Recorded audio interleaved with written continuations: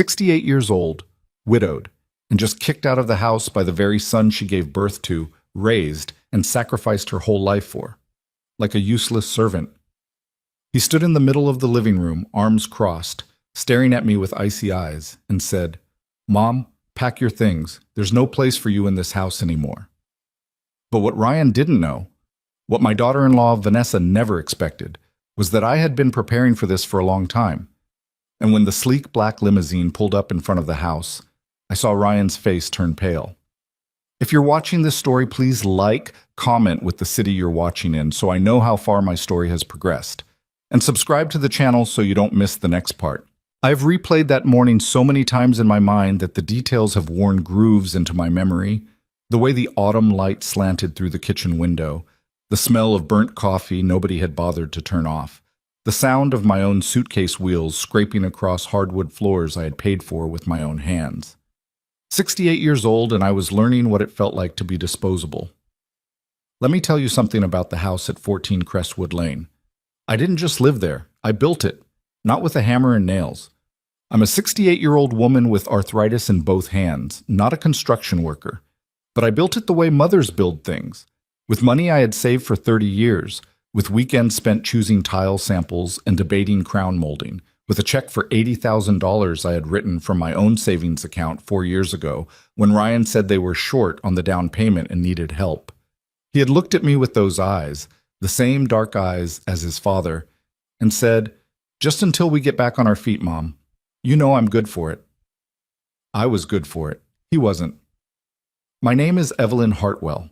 My husband, Douglas, died 6 years ago from a heart attack that took him in his sleep, quiet and sudden as a light switching off. We had 41 years together, Douglas and I. He was a structural engineer who worked hard, laughed louder, and loved without conditions. When he died, he left me with a paid-off home, a modest investment portfolio, and a grief so heavy I didn't get out of bed properly for 4 months. Ryan was the one who suggested I sell my house. He said it was too big for one person, too full of memories, too much maintenance. He said Crestwood Lane had a wonderful guest suite, and we'd be one happy family under one roof. I should have known. Douglas always said Ryan had charm where he should have had spine. But grief does things to your judgment. Grief makes you lean toward warmth, even when the warmth isn't real. And Ryan could be warm, charming, attentive, full of big plans and bigger promises. What I didn't fully understand yet was that his warmth always came with a price tag. I just never knew I was the one paying it. I moved into Crestwood Lane 3 years ago. Within 6 weeks, I understood the real arrangement. Vanessa made it clear from the beginning that she considered me a resource, not a mother-in-law. She had a way of communicating this without ever saying it outright, a particular talent of hers. She never raised her voice at me in those first months. She was too smart for that. Instead, she would say things in that soft, measured tone of hers that somehow landed harder than a shout. "Evelyn, I've been thinking. You're home all day anyway, right? It would just make so much more sense for you to handle the school pickups. The girls love spending time with you." That was how she framed it the first time. I handled the school pickups, then the school drop-offs, then the grocery runs because Vanessa was slammed at work, then the cooking on weeknights because Ryan worked late and Vanessa didn't cook. Didn't see the point of it, she said, which was a remarkable thing to say in front of 2 children who needed to be fed every single evening. Within 3 months of moving in, I was functioning as a full-time nanny, housekeeper, and cook. I told myself it was temporary. I told myself I was helping my family during a busy season. I told myself a lot of things that weren't true. My granddaughters, Sophie and Claire, were 7 and 9 when I moved in. They were the reason I stayed. I want to be honest about that because it's important. I could have pushed back harder against Vanessa's quiet rearrangement of my life. I could have set firmer limits earlier. But every morning when Sophie climbed into my lap and asked me to read to her, and every evening when Claire showed me her drawings with that gap-toothed grin, I chose those girls over my own comfort. Maybe that was wisdom. Maybe it was weakness. Probably it was some of both. The money situation unraveled slowly, the way most catastrophes do. Douglas had left me with what I thought was a clear financial picture, the proceeds from our original house sale, which came to roughly $340,000, a life insurance payout of $150,000, and various savings accounts totaling around 80,000. After the 80,000 I gave Ryan for the down payment, I still had what I considered a secure cushion, enough to live modestly but comfortably, enough that I wasn't afraid. Ryan managed the accounts. That sounds insane, written out plainly. And it was. But Douglas had always handled our finances, and when he died, Ryan stepped in with that same confident energy his father had, talking about returns and interest rates and smart portfolio management. He had just gotten a Series 65 license, he told me. He knew what he was doing. I was grieving and frightened and 62 years old, and I let him take the wheel. The first time I asked for a full accounting, about 14 months after I moved in, Ryan looked at me like I had accused him of something. Mom, this is a lot of paperwork. I'll put it together for you, but it's going to take some time to compile everything properly. I'm not asking for an audit, Ryan. I just want to understand where things stand. I know. Give me a few weeks. A few weeks became 2 months. 2 months became a vague accounting on a single sheet of paper that raised more questions than it answered. I saw numbers that didn't add up. I saw fees I didn't recognize. I saw an account that should have held $60,000, reflecting a balance of less than $9,000. Investment losses, Ryan said. The market has been rough. $60,000 in losses? Mom. He said my name in that patient, slightly tired tone that meant he was about to explain something to me that he considered beneath his intelligence to explain. Markets fluctuate. This is why you can't just look at one snapshot and panic. I didn't push. I was embarrassed by how little I understood. I was afraid of damaging the fragile family peace I had been working so hard to maintain, and I didn't want to believe what part of me was already beginning to suspect. That's the part I have to live with, the not wanting to believe. The morning it all broke open was a Thursday in October. I remember because Thursday was the day Vanessa had her hair appointments, which meant she left the house in a good mood, lighter, almost pleasant. I had made breakfast for the girls and walked them to the bus stop in the cold, and come back to clean up the kitchen, which was something I did automatically by then, the way you do things that have become so routine they barely register as choices anymore. I was washing the last of the dishes when Ryan came in. He was already dressed for work, but he stood in the kitchen doorway with a look on his face that I didn't recognize at first. It wasn't his impatient look or his charming look or his defensive look. It was something flatter, something decided. Mom, he said, we need to talk. I turned the water off. I dried my hands on the dish towel. I looked at my son and I thought, here it is. Whatever this is, here it is. Vanessa and I have been discussing the living situation, he began. He wasn't meeting my eyes. He was looking at a point slightly above my shoulder, which was something he used to do as a teenager when he was about to say something he knew was wrong. We both feel like things have gotten a little crowded, and the girls are getting older, and we're thinking about using the guest suite as a home office, and Ryan, I said his name quietly. What are you saying? He looked at me then, and to his credit, or maybe to his shame, he looked like it cost him something, but not enough. Not nearly enough. We're asking you to find your own place, Mom. The kitchen was very quiet. Outside, I could hear a leaf blower somewhere down the street, and the distant sound of a truck braking, and my own heartbeat, which had gone strange and slow. This is the house I helped pay for, I said. I know, and we appreciate that. We can work something out, some kind of arrangement. I wrote you a check for $80,000. Mom, I sold my home. I moved my entire life here because you asked me to. I have been cooking and cleaning and raising your daughters for 3 years, Ryan. I have not once asked you for rent or compensation or even... Nobody asked you to do all that. His voice had shifted. The guilty look was retreating behind something harder. That was your choice. You wanted to feel useful. That landed like a punch. I felt it in my chest. I wanted to feel useful. I repeated it slowly. That's what you're saying to me right now. Mom, don't make this dramatic. This is just a life transition. You can afford your own place. You have savings. This is actually probably healthier for everyone. What savings, Ryan? My voice was very steady. I was surprised by how steady it was. What savings are you talking about? Because the last accounting you showed me looked like a house fire, and I still don't have a straight answer about where $300,000 went. Something crossed his face, quick and dark, like a shadow. He covered it almost immediately. The finances are complicated right now. We can discuss that separately. We will discuss it, but right now I want to understand what you're telling me. You want me out of this house. A pause. Vanessa feels it would be better for our marriage, he said. And I agree with her. There it was, plain and stripped of every polite dressing. Vanessa had decided. Ryan had agreed. And 68-year-old Evelyn, with her arthritis and her suitcases, was no longer part of the plan. I stood in the kitchen for a long moment after he left the room. I could hear him upstairs, the sound of his shoes on the floor, the bathroom door closing. Normal sounds, ordinary sounds. Everything proceeding as if what had just happened was a small thing. I set the dish towel down on the counter. I walked to the kitchen table and I sat down, and I put my hands flat on the surface and I breathed. I was not going to cry, not here, not for him. What Ryan didn't know, what I had never told anyone in that house, was that I had started keeping records 8 months ago. It began as something small, a nagging worry I couldn't shake, a sense that the financial picture I was being shown didn't match the one that should have existed. I had started writing things down, dates, amounts, discrepancies.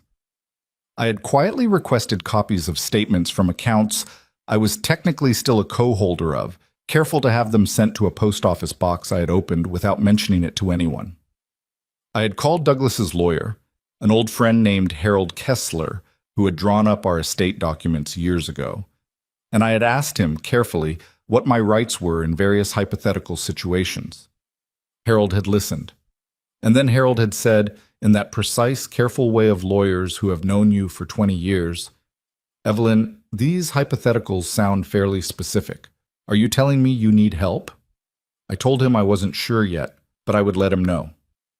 I went to my room, the guest suite, technically, with its separate entrance and its single window overlooking the side yard, and I pulled my suitcase from the closet. I am not a dramatic woman by nature. I don't make scenes. I don't weep at confrontations. Douglas used to say I was the most composed person he had ever loved, and he didn't always mean it as a compliment. I packed methodically. The things that mattered, the photographs, the documents I had been quietly collecting, the small leather journal where I had kept my notes, Douglas's watch, the blue cardigan Sophie had picked out for my birthday last year. I packed like a woman who had been planning for this without knowing she was planning for it. I called Harold Kessler. It's time, I said. I'll make some calls, he said. And Evelyn, Victor Langston has been asking about you. He called me last month. He knew something was wrong. Victor Langston. The name moved through me with a particular weight. Victor had been Douglas's closest friend for over 30 years. A self-made man who had built a commercial real estate empire from nothing, who had stood at Douglas's graveside with tears he didn't bother hiding, who had sent me a handwritten note 6 months after the funeral that said simply, "You are not alone. I hope you remember that." I had tucked it in the back of my journal and not called him because I didn't know how. "Tell him I remember," I said. I finished packing. I sat on the edge of the bed and looked around the room, the beige walls, the generic bedding Vanessa had chosen, the single shelf where I had placed a few photographs because I wasn't allowed to hang things without asking. I had spent 3 years in this room, in this corner of a house that had my money in its bones, making myself smaller and smaller so that Vanessa wouldn't find a reason to complain. I picked up my suitcase. I walked out. Vanessa arrived home at 12:30, which was early for her hair days. I was in the front hallway when she came through the door, and she stopped when she saw me with the suitcase. And for 1 second, just one, something almost like discomfort crossed her face. Then it smoothed out. "Oh," she said, "Ryan talked to you." "He did." "Good." She set her handbag on the entry table. My entry table, the antique one I had brought from my original home, the one she had once described as a bit heavy for the space. And she looked at me with that particular expression she had mastered over years of practice, the one that communicated calm superiority without a single unkind word. "I think this is really going to be better for everyone, Evelyn. Honestly, you need your own life, your own space. You've been a little too involved in the day-to-day here, and that's not really healthy for anyone. Too involved, I said. You know what I mean. I've been cooking your family's meals for 3 years, Vanessa. I've been driving your daughters to school and activities and doctor's appointments. I've been cleaning this house because you don't. And I've appreciated all of that, she said, in the voice she used to redirect conversations she found unpleasant. But Ryan and I need space to be a family, just us. You understand? Where are the girls? I asked. School, obviously. I know they're at school. I walked them to the bus at 7:45 this morning. I want to know when I can say goodbye to them, because I won't be here when they get home. Something shifted in Vanessa's expression. Not guilt. I don't think Vanessa was built for guilt in the ordinary sense. More like calculation. An awareness that there were variables she hadn't fully accounted for. You can call them, she said. Any time. I'm their grandmother. I want to hug them, not call them. Of course. We're not trying to keep you from the girls, Evelyn. We just need some boundaries. Vanessa. I said her name the way I had never allowed myself to say it before. Flat. Final. Not a plea and not an argument. Just a door closing. We will talk about the girls, and we will talk about other things, but not today. I saw her open her mouth. I turned away. I was standing on the front steps with my suitcase when the car arrived. It was not subtle. It wasn't meant to be. A black Mercedes S-Class limousine gleaming like it had never met a dirty road, pulled to the curb at Crestwood Lane at 1:15 in the afternoon. The driver got out and opened the rear door, and Victor Langston unfolded himself from the back seat. Victor was 72 years old, silver-haired, broad-shouldered in a way that age had only slightly reduced. He wore a charcoal suit and no tie, and he walked up my front path the way he did everything. Like he had already considered the situation from every angle and was no longer worried about it. He stopped in front of me and looked at my suitcase, and then at my face. You look tired, he said. I am tired. Are you ready? I've been ready for a while. He picked up my suitcase without asking. That was a Victor thing. He didn't ask permission for the small courtesies. He simply extended them. Douglas had been the same way. I had forgotten what it felt like, having someone just carry the thing without making you feel like you owed them something for it. We were almost to the car when I heard the front door open behind me. Ryan's voice. Mom. Mom, who is that? What's going on? I turned. Ryan was standing in the doorway, Vanessa just behind his shoulder. His eyes moved from me to Victor to the limousine, and even from that distance I could see him processing what he was seeing. The car, the suit, the way Victor carried himself, the easy familiarity between this powerful-looking man and his supposedly powerless mother. Who is that? Ryan said again, louder this time. An old friend, I said. Mom, wait. Can we talk for a minute? I didn't mean for this to go like this. Maybe we were too hasty. Ryan. I looked at my son, my firstborn, the little boy who used to fall asleep in the car on long drives, who cried when Douglas taught him to ride a bike without training wheels, who called me every day from college because he got homesick. I looked at the man he had become, and I made a choice about what I was going to say to him. I'll be in touch, I said, through my lawyer. The look on his face in that moment, the confusion, the beginning of something very much like fear, was not a thing I enjoyed. I want to be clear about that. I was not triumphant walking to that car. I was not vindicated. I was a 68-year-old woman who had just been asked to leave the home she helped pay for, and I was holding myself together through sheer stubborn will, and the only thing I let myself feel in that moment was the solid ground beneath my feet. Victor held the car door. I got in without looking back. The inside of the limousine was warm and quiet. Victor sat across from me, and for a few minutes neither of us said anything. The city moved past the tinted windows. You should have called me sooner, Victor said finally. I know. Douglas would have been furious. Douglas would have handled it himself and not told me until it was over. A corner of Victor's mouth moved. That's fair. I pressed the back of my hand to my eye. I was not going to cry. I had decided that, but my body wasn't entirely on board with the decision. I don't know how much is left, I said, of what Douglas left me. I think Ryan has been. I think he's taken money, Victor. I think it's been going on for a long time and I didn't see it or I didn't want to see it. Victor was quiet for a moment. Harold sent me the documents you collected, he said carefully. I looked at him. He thought a second set of eyes might be useful, Victor said. Someone who understood financial structures. I hope that's all right. What did you see? Victor looked out the window for a moment and then back at me. His face was controlled, but I had known this man long enough to read the things underneath control. What I saw was anger, contained and cold and very thorough. Enough, he said. We saw enough. The penthouse was not what I had expected, though in hindsight, I don't know what I had expected. Victor Langston was a man who had built his entire adult life on quality. Not showiness, not excess, but the kind of quiet, enduring quality that doesn't announce itself. The apartment was on the 31st floor, floor-to-ceiling windows looking out over the city's skyline, spare and warm, and nothing like the showplace it could have been. A woman named Greta, who had worked for Victor for 17 years, showed me to a guest suite that was bigger than my room at Crestwood Lane and entirely different in character. There were fresh flowers on the bedside table. There was a key on a small silver ring. "This is your key," Greta said simply.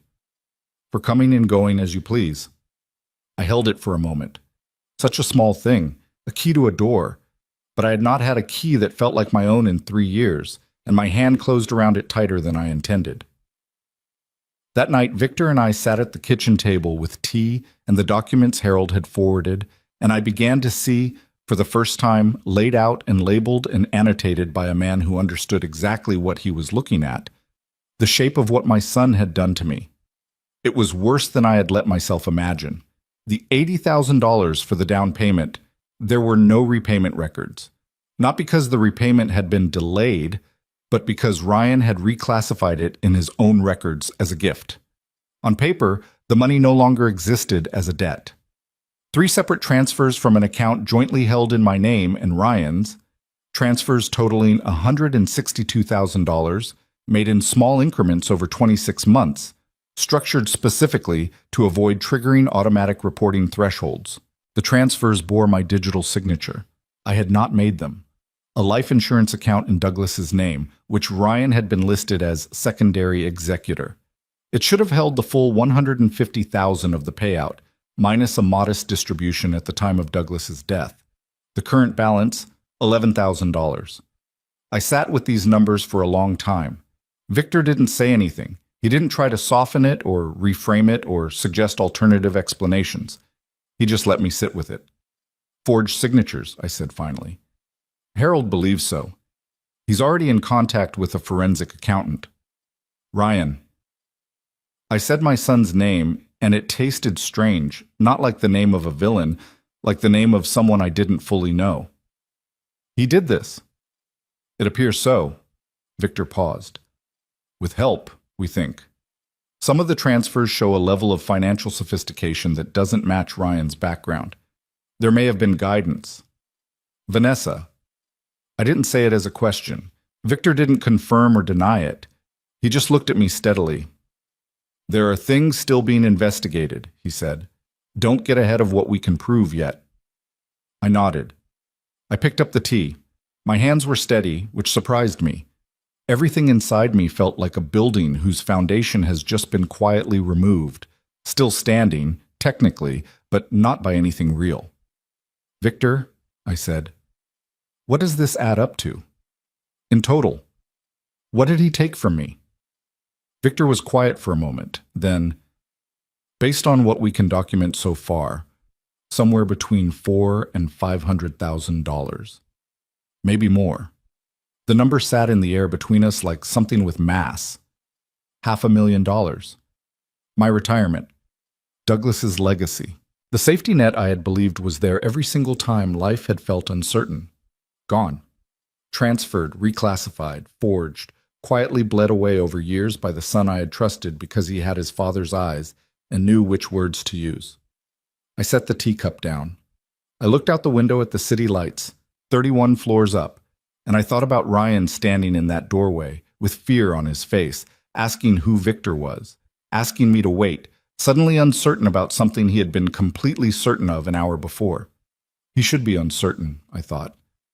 He should be very uncertain. I'm going to need Harold to file, I said. He's ready when you are. And I want everything documented, every transfer, every signature, everything. Already in progress? I turned away from the window. I'm angry, I said. It came out almost like a confession. I know. I don't feel sorry for him yet. Maybe I will, later, but right now I just feel angry, Victor said simply. That seems right. It was the first thing anyone had said to me all day that felt completely true. I was angry. Not performed anger, not dramatic anger, just the real, deep, tired fury of a woman who had spent 3 years making herself small and accommodating and careful, telling herself she was being patient, telling herself family required sacrifice, telling herself the money would sort itself out. The money had sorted itself out, just not the way I had imagined. I went to bed that night in the guest suite with the key on the nightstand, and I lay in the dark for a long time. I thought about Douglas. I thought about the girls, Sophie and Claire, who would come home from school today to a house without me in it and would ask where Grandma was and hear whatever version of the story Ryan and Vanessa decided to tell them. I thought, they used my love for those children against me. They knew I wouldn't leave as long as those girls needed me. They used it. And then I thought, you stayed too long because you needed them too. Be honest about that. You needed to feel necessary. That's also true. Both things were true. I held both of them in the dark, because that's what you do when you're 68 years old and you've stopped letting yourself off too easily. You hold the uncomfortable things. You don't look away from your own part in it, but you also don't accept the parts that weren't your fault. I closed my hand around nothing, the shape of the key I'd left on the nightstand. I was still here, battered and robbed and thrown out of a house I had helped build, but still here, still thinking, still breathing. And tomorrow, with Harold Kessler and a forensic accountant and Victor Langston at a kitchen table, we were going to begin putting a number on exactly what had been taken from me. I was 68 years old, widowed, exhausted in a way that went down to my bones. And I was just getting started. I slept badly and woke early, which had been my pattern for years in which I had stopped fighting. By 6 in the morning, I was sitting at Victor's kitchen table with a cup of coffee I had made myself, watching the city come alive 31 floors below me. The delivery trucks, the early joggers, the lights in office buildings switching on one by one like a slow conversation starting up. It was oddly peaceful. The kind of quiet that only exists before the world remembers what it has to be angry about. I was already angry. I had woken up angry, which was new for me. Usually my first emotion of the morning was something closer to resignation, a low-grade heaviness I had gotten so used to that I had stopped identifying it as unhappiness. Sitting in Victor's kitchen, in clothes I had packed myself, with a key on the nightstand that was mine and no one else's, I realized I had been confusing survival with contentment for a very long time. Greta arrived at 7 and seemed unsurprised to find me already up and halfway through the coffee. She moved around the kitchen with the quiet efficiency of someone who has organized her life around anticipating what other people need, and within 20 minutes there was toast and fruit on the table and the particular smell of a real breakfast being prepared, and I sat in the middle of it feeling something I hadn't felt in so long I almost didn't recognize it. Safe. I felt safe. Victor appeared at 7:30, already dressed, carrying reading glasses he hadn't needed when he was younger. He looked at me across the table and said, "Did you sleep?" And I said, "Some." And he nodded like that was the answer he had expected. We didn't perform cheerfulness at each other. It was one of the things I had always respected about him. Victor didn't waste energy on social pretense. He was kind, but he was direct. He saw the situation as it was, and he dealt with what was actually there. "Harold will be here at 9, he said. "He's bringing the forensic accountant. A woman named Patricia Chu, she's worked financial fraud cases for 18 years. She's very good." "How bad is it going to get?" I asked. "The meeting." Victor considered this. "It's going to be detailed," he said carefully. "Some of it will be hard to hear laid out formally. Things you already know, but haven't had to hear someone say out loud with dates and dollar amounts attached. I can handle it. I know you can. He said it without inflation, which made it mean more. I just want you to be prepared for the gap between suspecting something and having it confirmed in writing. That gap, as it turned out, was enormous. Patricia Chu arrived with Harold precisely at 9. She was somewhere in her late 40s, compact and precise, with a document case she carried like it weighed nothing and eyes that missed very little. She shook my hand firmly and sat down without preamble, which I appreciated. I didn't need her sympathy. I needed her expertise. What followed was 3 hours that I can only describe as a systematic dismantling of everything I had told myself was fine. Patricia walked me through the account history the way a surgeon walks you through an X-ray. Here is the fracture. Here is where the damage began. Here is the point at which it became irreversible without intervention. She had color-coded the documents, which under other circumstances might have seemed excessive, but which I found oddly grounding. Red for transfers I hadn't authorized, yellow for signature anomalies, green for documented evidence of deliberate structuring, the practice of keeping individual transactions just below the threshold that would trigger automatic bank reporting. There were 47 red entries. I counted them. I don't know why. Maybe because I needed the reality of a number. Not a vague, heavy sense of betrayal, but an actual integer.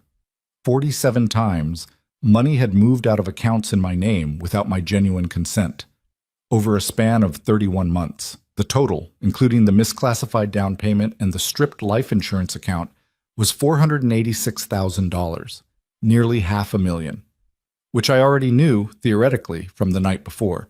But there is a difference between hearing a number in a quiet kitchen at night and watching a forensic accountant point to each individual line item with a laser pen and say, with professional neutrality, this transfer was made at 11:47 p.m. on a Tuesday using a device registered to your son's home IP address.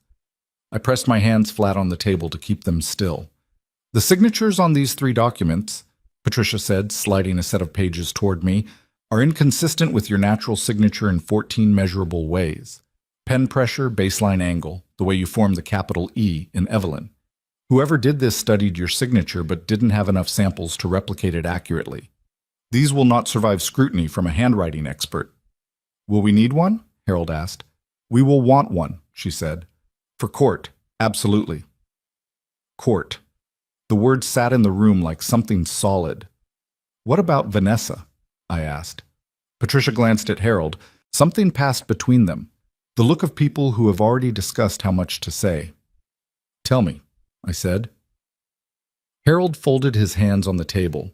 He was 70 years old, Harold, with white hair and the careful manner of a man who had spent his career delivering difficult news and had gotten very good at being honest without being cruel. What we can document directly connects Ryan to the transfers, he said. But the structuring, the specific method of keeping transactions below reporting thresholds, that's not something Ryan would have known to do on his own. His financial background isn't sophisticated enough. She knew, I said. It wasn't a question. We believe Vanessa may have advised him on methodology. She has a background in private banking. Did you know that? Before she and Ryan met, she worked for a wealth management firm for 4 years. She would have understood exactly how to structure transfers to avoid detection. I had not known that. I sat with it for a moment. I thought about all the times Vanessa had watched me defer to Ryan about the accounts, watched me nod along when he explained things I didn't understand, watched me trust because I didn't know enough not to. She had known what she was watching. She had understood exactly what was being done and exactly why it worked.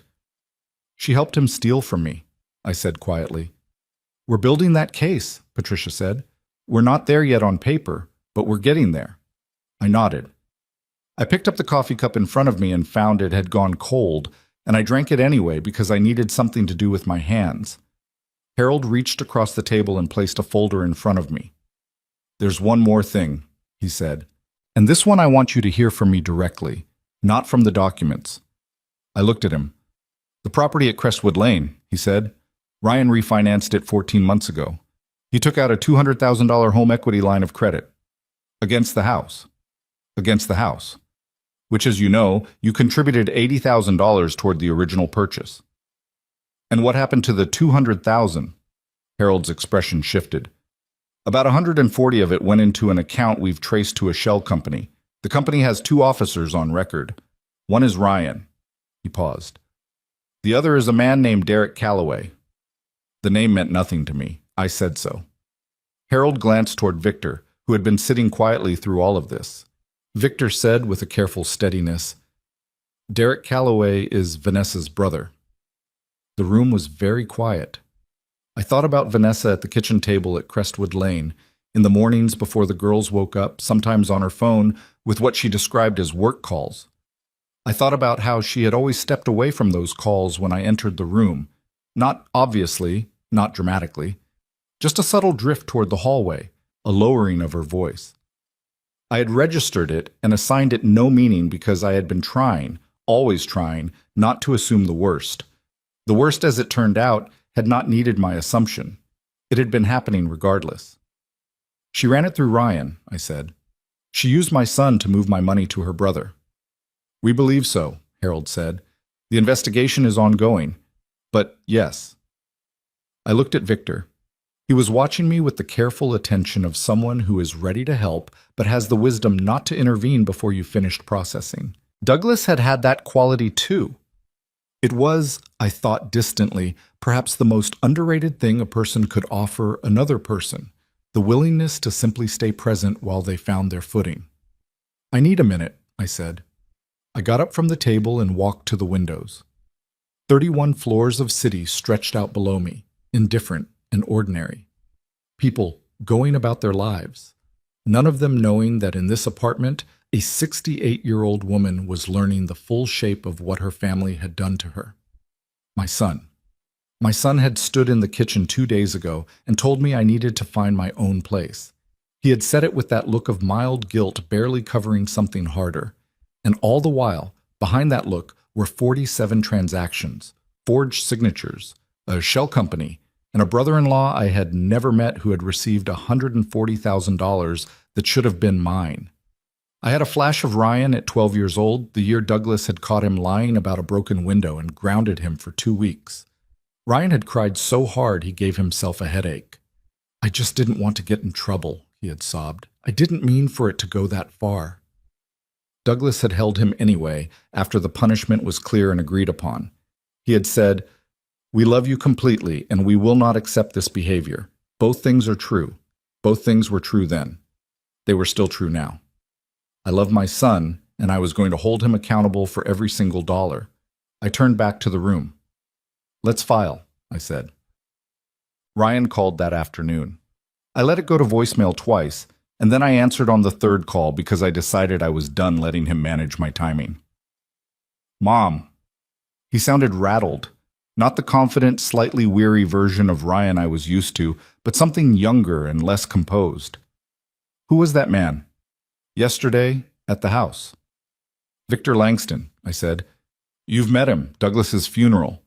A pause. He's a real estate developer. Why does he? He's a friend. He's been a friend for a long time. I should have called him sooner." "Mom, I don't understand what's happening. I got a call from someone at Harold Kessler's office this morning. They're asking for documents, financial records going back 3 years. What is this?" "It's exactly what it sounds like, Ryan." "Mom." His voice shifted. The rattled quality sharpened into something that might have been anger, or might have been fear dressed up as anger. With Ryan, those two had always looked alike. "I think you're overreacting. I know things have been tense, but this is family. You don't lawyer up on family over a housing situation." "This isn't about housing," I said. Silence. "The transfers, Ryan," I said. "The 47 transactions, the structured amounts, the signatures on the account documents that don't match mine, the life insurance account that has $11,000 in it instead of the $150,000 your father left me. Do you want to keep talking about overreacting?" The silence on the other end of the phone was a very particular kind. Not the silence of someone who doesn't know what you're talking about. The silence of someone who has just understood that you know exactly what you're talking about. He started, stopped. "Those accounts had losses. The market, Patricia Chu sends her regards, I said. I don't know why I said it that way. Maybe because I had spent 3 years being gentle and careful, and it had cost me nearly $500,000, and I was done being gentle about things that didn't deserve it. Who is Patricia? Forensic accountant, I said. She's worked fraud cases for 18 years. She finds the things people think they hid. Ryan, I'm going to tell you something, and I'm telling you this once because I'm your mother, and that still means something to me, even if it apparently stopped meaning something to you a long time ago. Get a lawyer. Get a good one. Not a real estate lawyer, a criminal defense attorney. Criminal, his voice cracked on the word. Actually cracked, like a teenager's. Mom, this is insane. This is not... I never meant for any of this to... Get a lawyer, I said again. That's all I have to say to you right now. I ended the call. I sat with the phone in my lap for a minute. My heart was beating fast, which I hadn't expected. I had thought I was past the physical responses, the adrenaline, the trembling hands. But your body doesn't get the memo that your mind has already made its decision. Your body keeps responding to the person on the other end of the phone like he's still your child, still someone you're responsible for protecting. Maybe, some part of me thought, he still is. Maybe that doesn't go away. Maybe I'll feel responsible for him until the day I die, and maybe that's just the sentence that comes with loving someone who hurt you. But responsibility and accountability aren't the same thing. I had confused those two for years. What I owed Ryan was honesty and the chance to face what he had done. What I did not owe him was silence. Victor found me on the balcony an hour later, standing with my arms crossed against the October air, looking at the skyline and not thinking about anything in particular, which was its own kind of thinking. He called, Victor said. It wasn't a question. Yes. How did it go? I told him to get a criminal defense attorney. I paused. He sounded like he was going to be sick. Victor was quiet for a moment. Then, do you feel better or worse? I thought about it honestly. Neither. Just clearer. He leaned on the railing beside me, and we stood there for a little while, not talking, which was something I had come to appreciate about Victor in these past 24 hours. He had known Douglas for 30 years, and he had picked up, somewhere in that time, the particular skill of being with someone without needing to fill the space. Victor, I said, why did you stay in touch with Harold all these years after Douglas died? Because Douglas asked me to. I looked at him. A few months before he passed, Victor said. He kept his eyes on the skyline. He didn't know it was coming. He wasn't sick yet, or didn't know he was. But we were having dinner, and he said, out of nowhere, you know how Douglas was? He'd just say things when he had them. He said, Victor, if something happens to me, watch out for Evelyn. She trusts too much. She always has. It's one of the best things about her, and I've always worried it would cost her. My throat closed. I looked away. I should have acted sooner, Victor said. I reached out to Harold when things started not adding up. I should have pushed harder. You couldn't have known. No. But I should have tried. He paused. I'm trying now. I nodded. I wasn't going to cry. I was absolutely not going to cry on Victor Langston's balcony about something my dead husband had said. I cried a little anyway. Not dramatically. Just a few tears I wiped away quickly with the back of my hand, the way you do when you're crying about something too true to pretend you're not crying about. Victor pretended not to notice, which was exactly right. That evening, after Greta had gone home, and Victor had retreated to his study to deal with what I imagined was a significant backlog of actual work he had been ignoring while he helped me, I sat at the kitchen table alone with the documents spread out in front of me, and I did something I hadn't allowed myself to do in 3 years. I started writing it all down. Not the financial records. Those were Patricia's job. But the other things. The moments that hadn't seemed significant at the time but looked completely different now. The way Vanessa had steered me toward giving Ryan the account access, framing it as thoughtfulness on her part. The conversations Ryan had with me about my money that always ended with me knowing less than I started with somehow, and feeling vaguely that I had been irrational to worry. The time I had noticed a withdrawal I didn't recognize and mentioned it at dinner, and Vanessa had smoothly redirected the conversation, and by the time dinner was over I had lost the thread of my own concern. They had been careful. They had been patient. Whatever else I believed about my son, I had to acknowledge that the scheme, Vanessa's scheme, I was increasingly certain that Ryan had participated in and probably convinced himself was temporary, was alone, was something he'd fix before it became a problem, had required a level of sustained, calculated effort that was difficult to look at directly. Because looking at it directly meant acknowledging that Ryan had sat across from me at breakfast for 3 years and lied. Every morning, with the coffee and the toast and the ordinary talk about the weather and the girls' school schedule, all of it, backdrop to a deception that was eating me hollow from the inside. I wrote it all down, every moment I could remember. I wrote for 2 hours until my hand hurt and my eyes were tired, and the list covered 6 pages of yellow legal pad paper that I would give to Harold in the morning. When I finally stopped, I sat back and looked at what I had written and thought, you should have seen it. And also, you couldn't have seen it because you didn't want to. And also, neither of those things is an excuse for what they did. 3 true things, all at once. That's what betrayal by someone you love actually feels like. Not a clean narrative of victim and villain, but a messy, overlapping set of truths that don't resolve into each other easily. I was a woman who had trusted too much. I was also a woman who had been systematically deceived by people who exploited that trust. I was also a mother who loved her son and was going to take him to court, all of it, at once. No clean lines. I turned off the kitchen light and walked down the hallway to the guest suite that was beginning, slowly, to feel less like a refuge and more like a place I had chosen. I picked up the key from the nightstand, held it. Somewhere across the city, Ryan was sitting with whatever he was sitting with tonight. Fear, probably. Regret, maybe. Anger at being caught, which he might have told himself was something else. I hoped for his sake that underneath all of that there was something that looked like the beginning of honesty. I wasn't counting on it, but I hoped. And somewhere, in whatever life she had arranged around the ruins of what she'd helped build, Vanessa was making her calculations, planning her next move, being smart about it, the way she was always smart about things. What she hadn't calculated was that I was done being someone who didn't push back. She had looked at a 68-year-old widow and seen softness. She had seen grief and trust, and a woman who didn't want to believe the worst of the people she loved. She had used every single one of those things against me. But she had missed something. She had missed that underneath the softness and the trust and the grief was something Douglas had seen and loved and occasionally feared for me. A woman who, when she finally decided something was over, was completely, utterly done. I was done. I set the key on the nightstand. I lay in the dark. And in the morning, we were going to start taking everything back. The lawsuit was filed on a Wednesday morning, 3 weeks after I walked out of Crestwood Lane with my suitcase and my carefully kept records. Harold submitted the paperwork at 9:15, and by noon Ryan had been served at his office.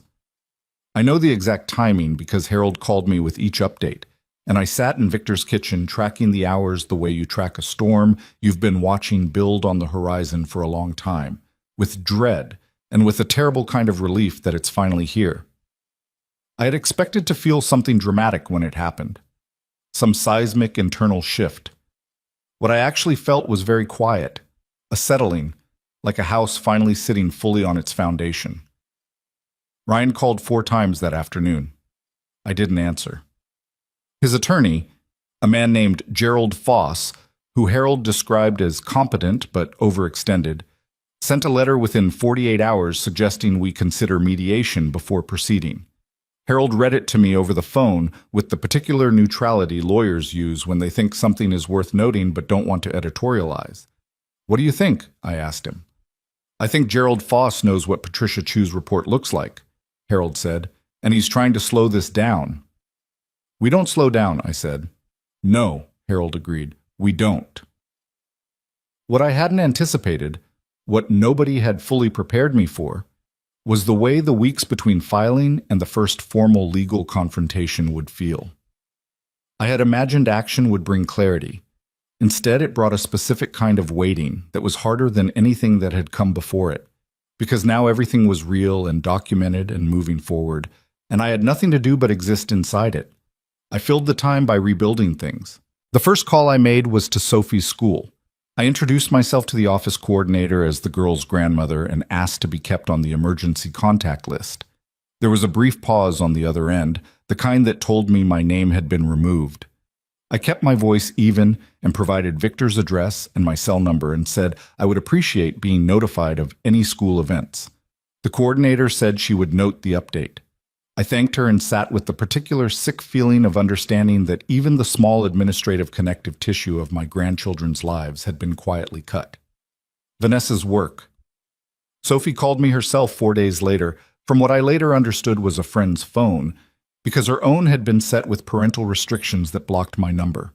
She was 9 years old and she called me from her school friend Emma's house and said, "Grandma, why aren't you home?" in a voice that told me she had been told something but didn't believe it.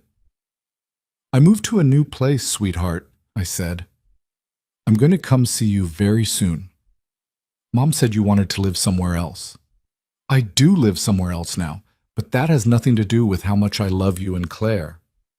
"Claire cried at dinner," Sophie said matter-of-factly, in the way of 9-year-olds who report emotional data without softening it. "She said you forgot us." That one hit me in a place I hadn't fully armored. I closed my eyes for 3 seconds and breathed. "I did not forget you," I said. "I will never forget you. You tell Claire that from me." "Can I have your new number?" "Yes. Write it down right now." She did. I heard the scratch of pencil on paper, and I thought about all the mornings I had made her breakfast and walked her to the bus, and how completely ordinary those mornings had seemed, and how much I would give to have one of them back. This is what people don't tell you about family betrayal. It doesn't only take what it takes directly. It takes the small, ordinary things that existed around it. The breakfasts, the bus stops, the ordinary Wednesday mornings that you didn't know to treasure because you thought they would simply continue. I told Sophie I loved her and to take care of her sister, and after we hung up I sat for a while doing nothing at all. What? The formal meeting, what Harold called a preliminary settlement conference, and what I came to think of simply as the day everything broke open, was scheduled for a Thursday in mid-November, 6 weeks after the filing. It was held in the offices of Harold's firm on the 14th floor of a downtown building, in a conference room with a long mahogany table and windows that looked out on nothing particularly meaningful. Harold and Patricia Chu sat on my side. Across the table were Ryan and Gerald Foss. Ryan looked terrible. That is not something I say with satisfaction. He looked like a man who had not slept properly in weeks, which I suspected was true. He was thinner than he'd been at Crestwood Lane, and there was something in his face that I had not seen since he was a teenager, caught in something he couldn't get out of. A hunted quality, a desperate alertness that wasn't the same as intelligence. He looked at me when he came in, and then looked away quickly, which told me more than if he'd held my gaze. Vanessa was not in the room. I had expected her. Her absence was, Harold had told me beforehand, strategic. Foss had advised Ryan to appear as a solo actor, to distance the presentation of his case from his wife. It was a reasonable legal maneuver, and it changed nothing about what we knew. Gerald Foss opened by suggesting again that this matter might be better resolved through private mediation, that it was a family situation with complexity that the courts would struggle to fully appreciate, that his client was prepared to engage constructively. He said all of this in the measured, unhurried tone of a man buying time, and Harold let him finish without interrupting. Then Harold opened Patricia Chu's report and placed it in the center of the table and said, "Let's talk about the 47 transactions." The room changed when he said that. Gerald Foss's face didn't move. He was too experienced for that, but Ryan's did. Something went through it like a cold current. His jaw tightened. He looked at the document in front of him and then at his hands and then at a point on the table between us. "Mr. Hartwell," Harold said. "Patricia, would you walk us through your findings?" Patricia was extraordinary in that room. She had the quality of someone who has done this so many times that the human drama of it no longer touches her. Not because she's indifferent, but because she has learned to be the anchor in the room rather than part of the current. She walked through the findings with the same systematic clarity she had used with me, and she did not soften anything, and she cited dates and account numbers and transfer amounts with a precision that left no interpretive room. When she got to the structured transfers, the deliberate pattern of keeping amounts below reporting thresholds, Gerald Foss shifted in his seat. The pattern of transaction sizing, Patricia said, pointing to a highlighted column, indicates knowledge of bank reporting regulations and deliberate effort to stay beneath the threshold. This is not consistent with negligent financial management. It is consistent with intentional avoidance of detection. That's a significant characterization, Gerald Foss said carefully. It's the characterization supported by the data, Patricia said, without heat. I watched Ryan during all of this. He was very still. The stillness of a person who has understood that the situation is worse than their lawyer told them it would be. At one point, he put his hand over his mouth, a gesture I recognized from his childhood. He used to do it when he was trying not to cry and was losing the battle. I registered it and set it aside because I could not afford to follow that feeling to wherever it led. Not yet. Gerald Foss asked for a recess after Patricia finished. Harold agreed. Ryan and his attorney stepped into the hallway, and I sat in the conference room with Harold and Patricia and looked at the documents on the table and thought about how different this was from every version of my life I had imagined. Harold poured me a glass of water. "You're doing well," he said. "I'm sitting here," I said. "That's all I'm doing. Sometimes that's enough." The recess lasted 20 minutes. When Ryan and Foss came back in, something had shifted. Ryan sat down and looked at me directly for the first time since the meeting started, and what I saw in his face was something I hadn't expected and wasn't ready for. It looked like shame. Not the performed shame of someone trying to manage consequences, but something rawer, something that looked like a person finally standing in the full light of what he had done. "Mom," he said. Foss put a hand on his arm. "Ryan." "No." Ryan pulled his arm away, not roughly, but definitively. "I need to say this."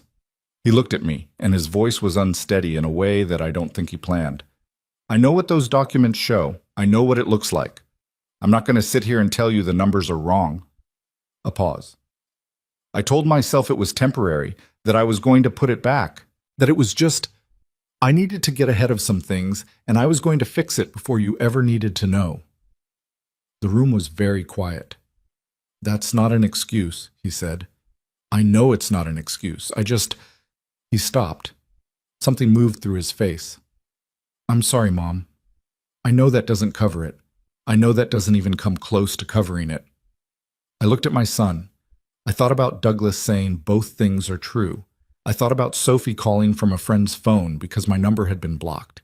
I thought about $486,000 and 47 transactions and a life insurance account with $11,000 left in it. "It doesn't cover it," I said. "You're right about that." He nodded, like he had expected that, like he deserved it. Gerald Foss, whose job was to prevent his client from making unguided admissions in formal settings, looked pained but said nothing. He had apparently assessed that stopping Ryan was both futile and potentially more damaging than letting him speak. "There are things I need to ask you," I said to Ryan, "and I need you to answer me honestly. Not because of the lawyers. We'll handle what the lawyers handle. But because I'm your mother, and I need to hear it from you." Ryan nodded. How much of this was Vanessa? The pause before he answered was itself an answer. She understood things about finance that I didn't. She helped me understand how the accounts worked, how to structure things. Did she know the money was mine? Did she understand where it came from? He looked at the table. Yes. Was it her idea? A longer pause. Gerald Foss made a small sound that was not quite an objection and not quite a word. Ryan ignored it. "The first time," he said slowly, "I brought it to her. I was behind on something, a business deal that went wrong. She helped me figure out how to fix it quietly. After that," he stopped. "After that, it was both of us. I'm not going to put all of this on her. I knew what I was doing." That honesty cost him something. I could see it. And I want to be accurate about what I felt watching it. I felt grief. Not sympathy that erased accountability, but grief. The way you grieve when something you once had is confirmed beyond saving. I had known, in the abstract, that this version of Ryan existed. Sitting across from him, hearing him say it plainly, was different from knowing it. "The shell company," Harold said, cutting back in with the steadiness of someone who knew the emotional current in the room needed redirecting toward the evidentiary. The account held jointly with Derek Calloway. Ryan, that's your wife's brother. Ryan closed his eyes briefly. Yes. Was Vanessa directing funds through that company? Gerald Foss said, I'm going to advise my client not to answer that one. Ryan looked at his attorney, then back at Harold. You already know the answer, he said, or you wouldn't be asking it in that order. Harold said nothing, which was itself a confirmation. The meeting went on for another hour and a half. By the end of it, Gerald Foss had indicated that Ryan was prepared to cooperate fully with the financial investigation in exchange for consideration in sentencing discussions, a phrasing that told me the conversation had moved, in this room, from civil lawsuit to something that involved criminal exposure. Patricia Chu collected her documents with the same unhurried precision with which she had laid them out. When Ryan stood to leave, he looked at me one more time. He opened his mouth and then closed it, as if he had run out of words that were adequate. I understood the feeling. I was experiencing it myself. The girls miss you, he said finally. It was a strange thing to end on, and maybe he knew that, but it was also the truest thing he'd said all day. I know, I said. We're going to fix that. Whatever else happens, we are going to fix that. He nodded. He left. I sat in the conference room after the Hartwell side had gone, and I looked at the empty chairs across the table, and Harold gave me a moment before he started talking about next steps. Outside the window, the city was doing what cities do in the middle of the afternoon, moving, indifferent, continuous. The world did not stop for any of this. It never does. There's something else, Harold said after a while. I looked at him. We received a document this morning from an anonymous source. We don't know who sent it yet. It's a set of communications. He paused. Between Vanessa and Derek Calloway, going back 2 years. He slid a folder across the table. I opened it. The first page was a series of text messages printed out and time-stamped. I read the first 3 exchanges and felt the ground shift under me in a different way than it had before. Not the sickening drop of financial betrayal, but something stranger and colder. The messages weren't about money. They were personal. Intimate in a way that didn't belong between a woman and her brother. The language was unmistakable. I read it twice to make sure I was understanding correctly. Derek Calloway, I said carefully. He isn't Vanessa's brother. Harold's expression was very controlled. We don't believe so. No. We think the brother's story was a cover. Based on these messages and the financial records together, we believe Derek Calloway is someone Vanessa has been involved with for at least 2 years, possibly longer. I set the folder down. I looked at Harold. She was using Ryan, I said. She was using my son. She moved money through him to her twin, to this man. And Ryan didn't even know what she actually was to him. We believe Ryan genuinely didn't know about the personal relationship, Harold said. He knew about the financial arrangement. He believed Derek was who Vanessa said he was.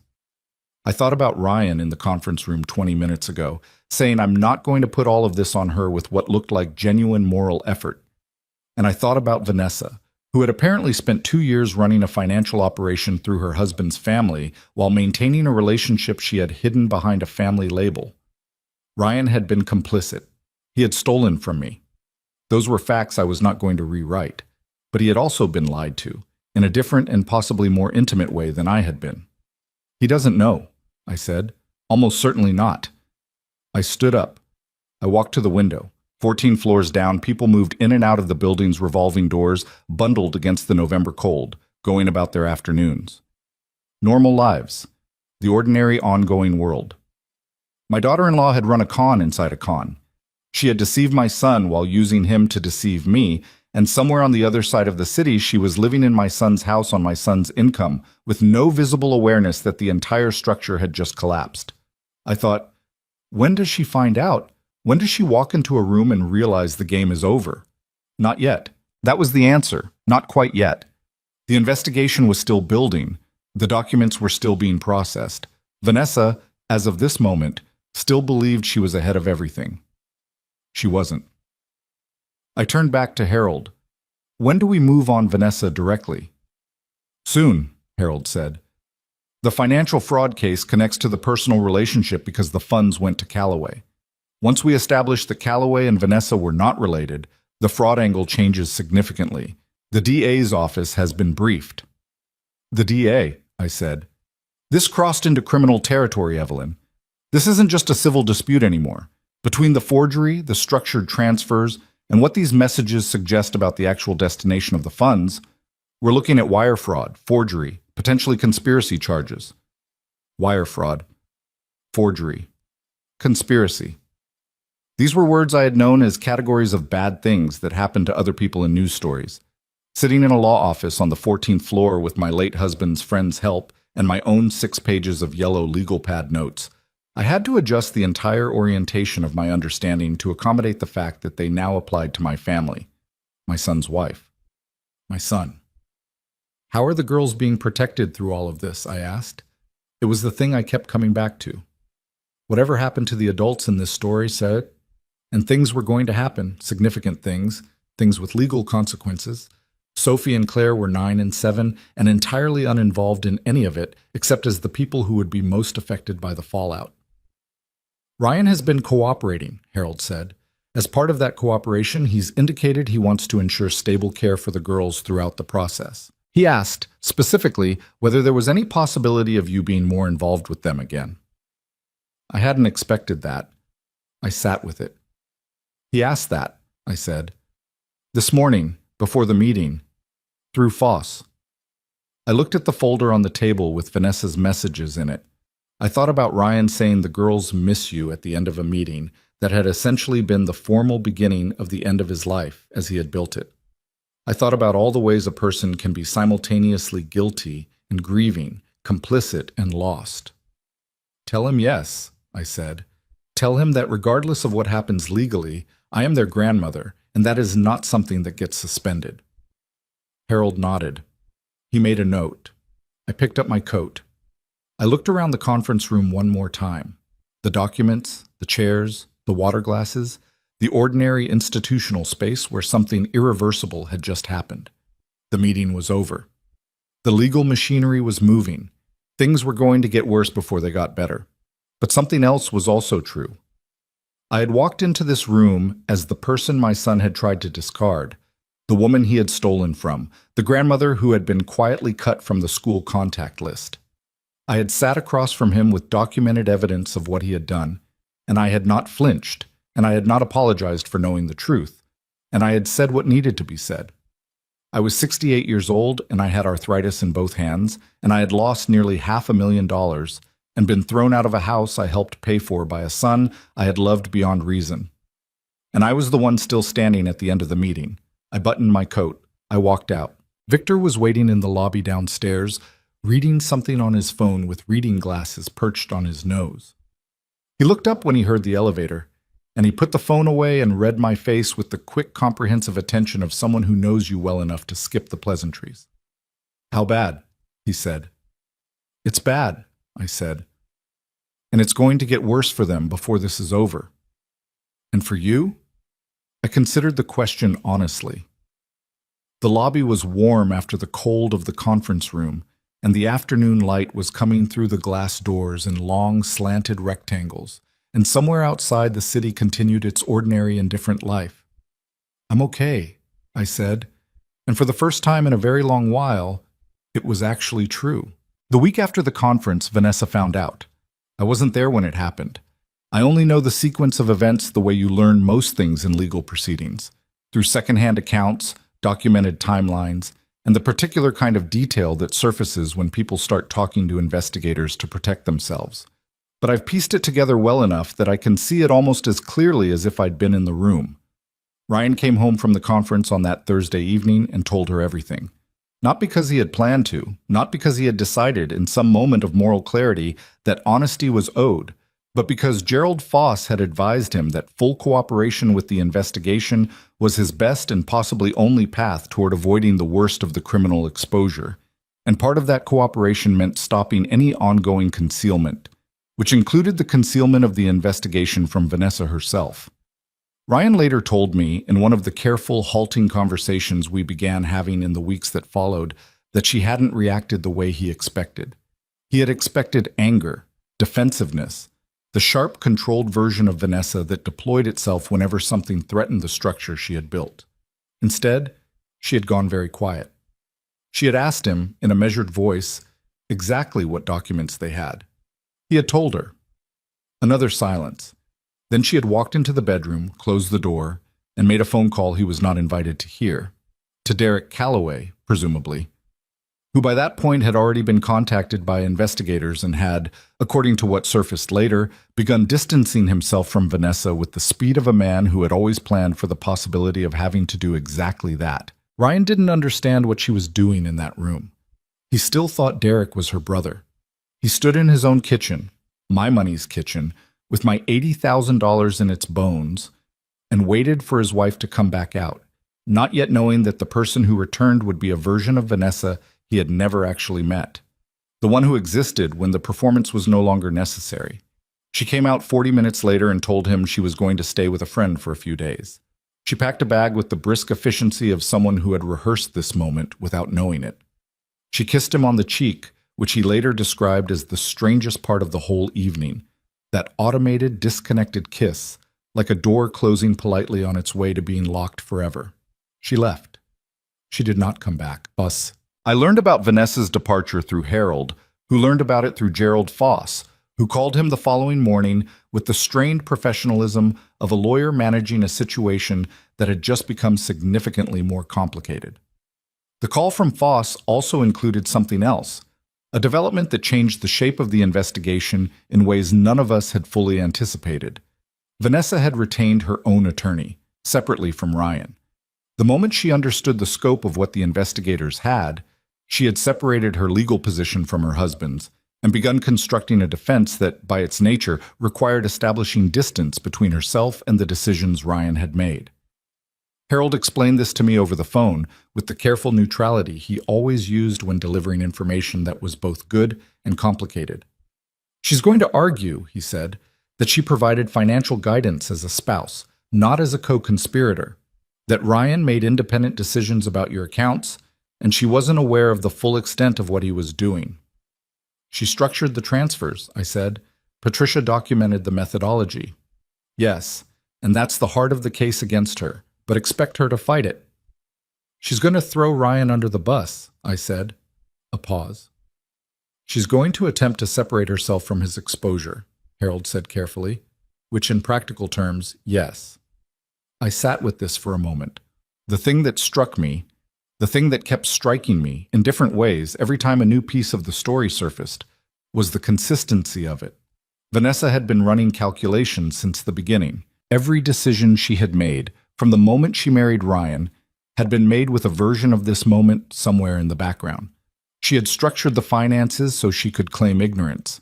She had used Derek as a laundering point so the money's destination could be obscured.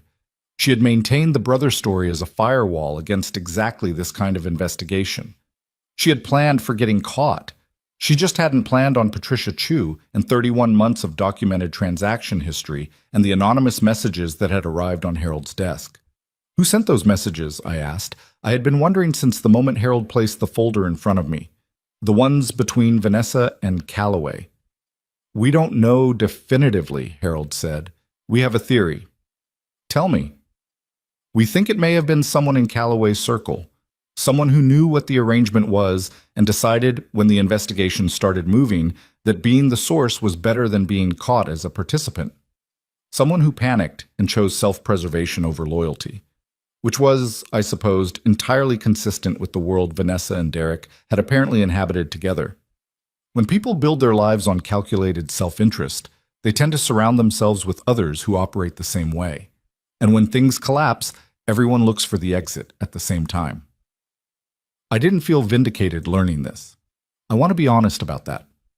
I had expected to feel something like satisfaction when the machinery started catching up with Vanessa, some measure of the righteous completion that you're supposed to feel when justice begins moving.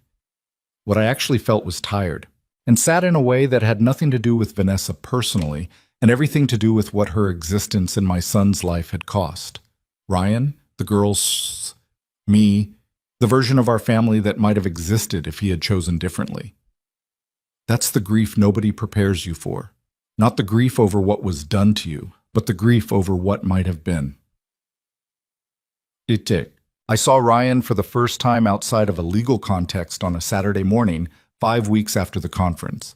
He called and asked if we could meet for coffee, and I said yes because I had told Harold to tell him yes on the question of the girls, and I meant it, and meaning it required actually showing up.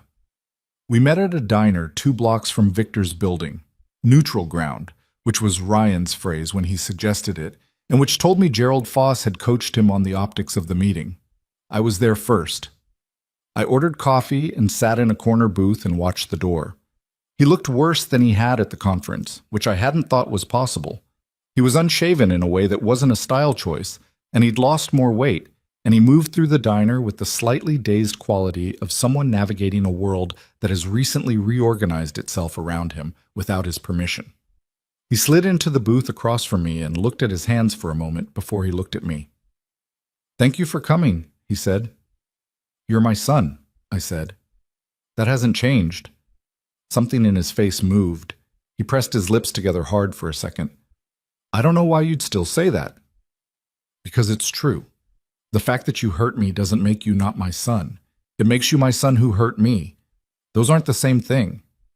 He was quiet for a moment. The waitress came and he ordered coffee without really looking at the menu, and after she left he turned the cup in his hands, the way he used to fidget with things when he was anxious, a habit from childhood I had forgotten until I saw it again. "She's gone," he said.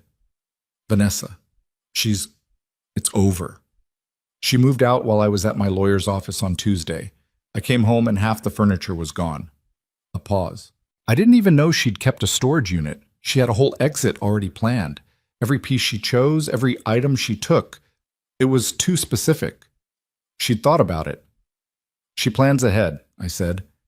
He gave a short, humorless sound that wasn't quite a laugh. "Yeah."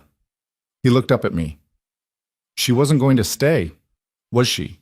Even before any of this?" "I don't know what was in her mind, Ryan." "But you knew she wasn't. You knew she wasn't what she said she was. Long before I did."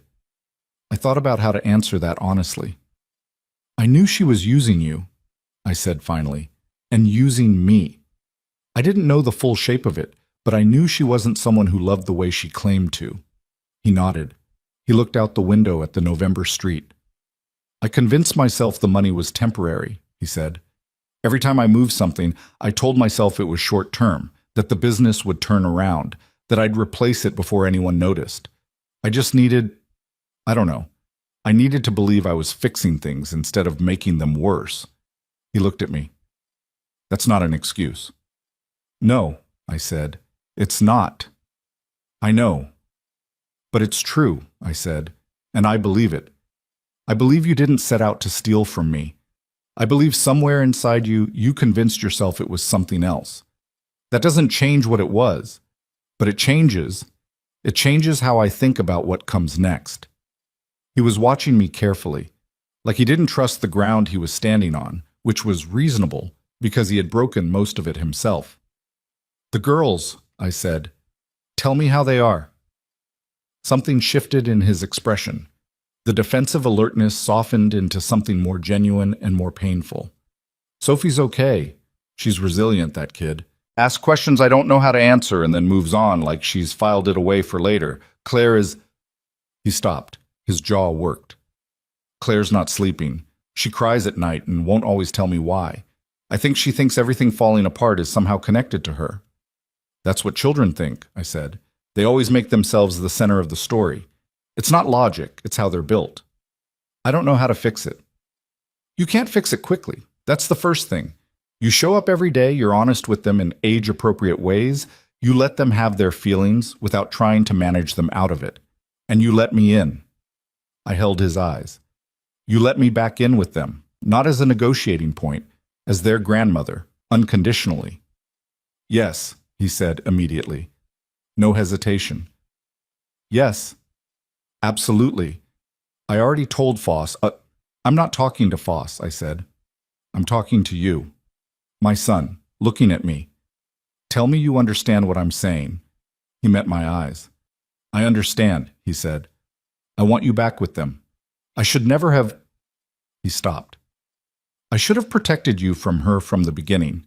Instead, I let her tell me what you needed and what you didn't, and I believed her because it was easier than thinking about it myself. That was probably the most honest thing he had said to me in years, maybe longer. I let it sit. There's something else, Ryan said. His voice had changed, tightened slightly.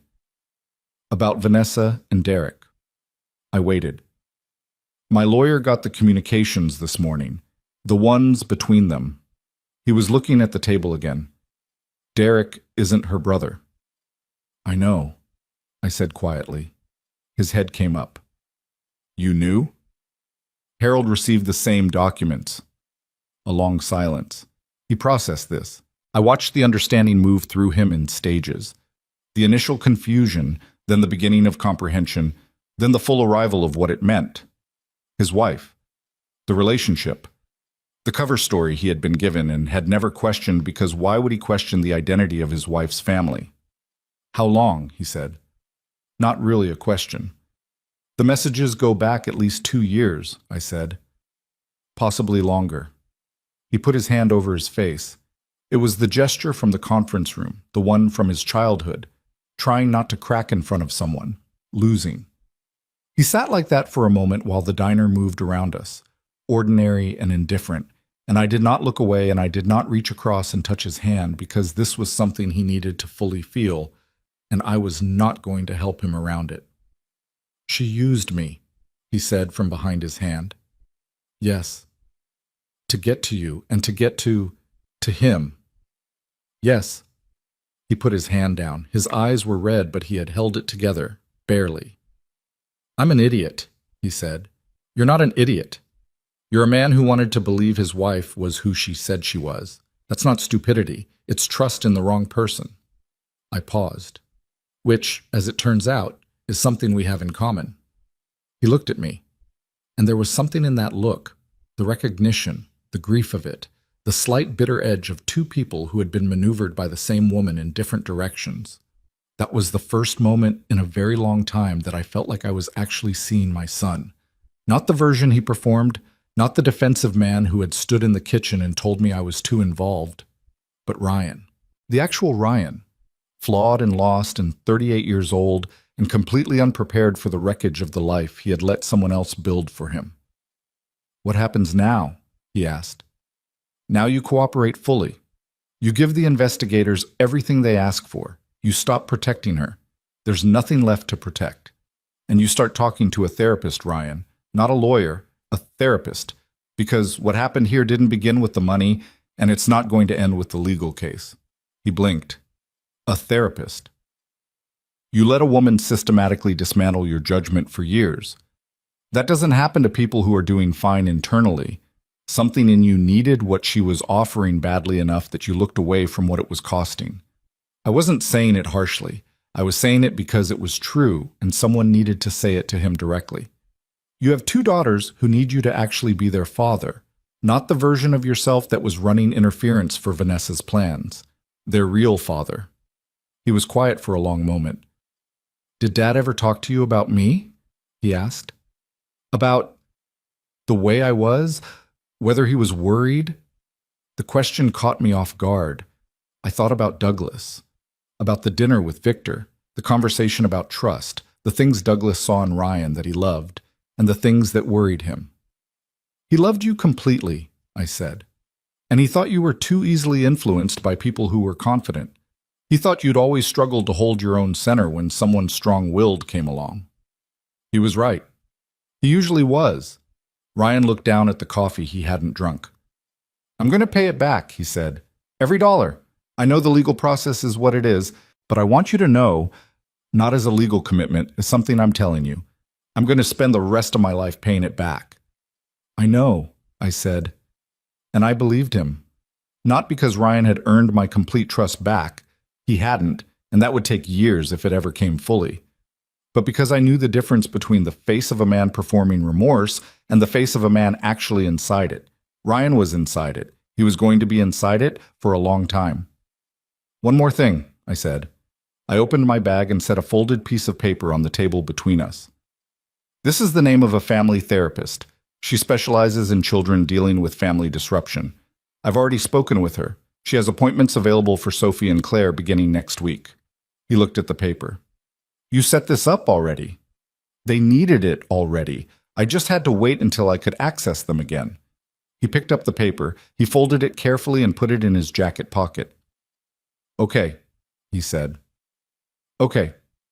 He looked up. Is it too soon to ask if you'd come for dinner sometime, with the girls, at the house? It's a mess right now, the house. I'm not great at the domestic stuff alone, but Ryan. I said his name the way I used to when he was small and talking himself in circles. Yes, I'll come for dinner. He exhaled.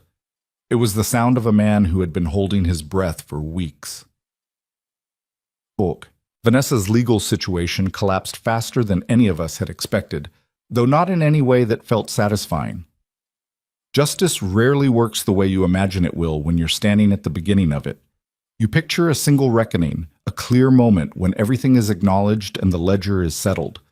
What actually happened was more bureaucratic, more drawn out, and more anticlimactic on the surface, while being, underneath, a complete demolition. The financial fraud charges were filed 3 weeks after the November conference.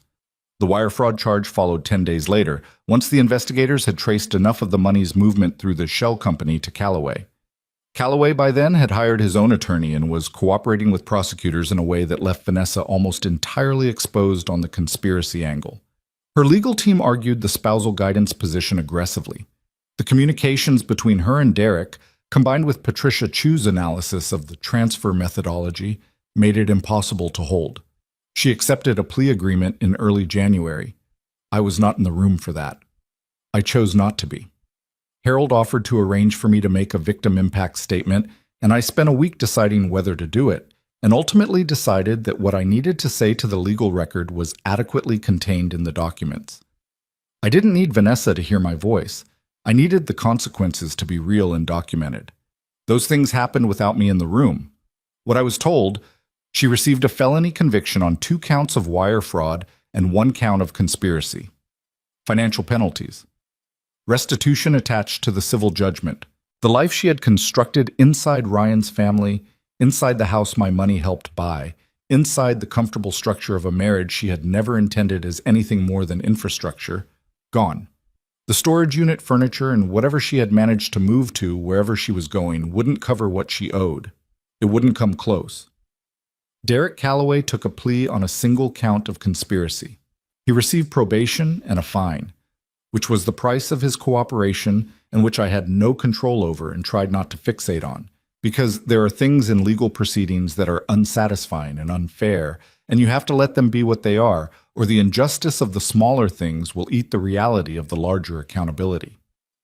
Ryan's sentencing was separate from Vanessa's because his cooperation had been established early and his exposure, while serious, was categorically different from hers. He received a deferred sentencing arrangement contingent on full restitution and community service, a legal outcome that Harold described as the best realistic result given the circumstances, in which I neither celebrated nor resented. It meant Ryan was going to be present for his daughters. It meant he was going to be the one rebuilding, slowly, painfully, in the daylight instead of disappearing into a consequence that left Sophie and Claire without both parents. I had made a decision, quietly, that whatever I felt about Ryan's legal outcome, and I felt things about it that didn't organize neatly, what I could not afford, emotionally or practically, was for those girls to lose everything at once. They had already lost enough. The house at Crestwood Lane had to be sold. The equity line Ryan had taken against it made the math unavoidable. He moved with the girls to a 2-bedroom apartment 20 minutes away. Smaller, plainly furnished, nothing like what they had grown up in. Claire hated it at first. Sophie, in her particular 9-year-old way, decided the smaller space was cozier and proceeded to reorganize her bedroom furniture with the systematic efficiency of someone determined to make things work. I came for dinner on a Thursday in December. The apartment was messier than I would have kept a kitchen, and Ryan had made pasta that was slightly overcooked, and Claire sat next to me with her shoulder pressing against my arm for the entire meal in the wordless way of children communicating things they don't have language for yet. After dinner, Sophie showed me the drawings she had made of our old morning walks to the bus stop, which she had actually framed, in little frames from the dollar store, and hung on her bedroom wall. I stood in that small bedroom looking at crayon drawings of the two of us walking in the cold, and I thought about the woman I had been 6 months ago. Smaller and quieter and so practiced at invisible sacrifice that I had stopped noticing I was doing it. And I thought about what it had cost to stop being that woman. Everything it had cost. The money, the house, the family peace, the image of my son I had maintained beyond its useful life. And also what it had given back. The key on the nightstand. The coffee in Victor's kitchen in the early morning. The legal pad with 6 pages of handwritten truth that had helped bring $486,000 of accountability into a courtroom. Sophie tugged my hand. "Do you like them?" "I love them," I said. "I made one of Dad too, but his came out kind of wobbly." "Wobbly is honest," I said. She considered this with the gravity of a child filing away something they think they'll need later. "Yeah," she said. "I think so too." January gave way to February the way hard seasons usually do. Not with any dramatic announcement, just a gradual loosening. The ice on the sidewalks thinned. The mornings got lighter by small increments that you wouldn't notice day to day, but that accumulated, quietly, into something you could finally feel. I noticed because I had started walking again. Every morning, early, before Victor's building fully woke up, I would go out into the city with my coat and my good shoes and walk for 45 minutes in no particular direction. It was something I used to do when Douglas was alive. Those early morning walks were mine, always mine, one of the few things in a life organized largely around other people's needs that I had kept entirely for myself. Somewhere in the 3 years at Crestwood Lane, I had stopped. I couldn't remember exactly when. It had just faded out the way things fade when you're too busy surviving to notice what you're losing.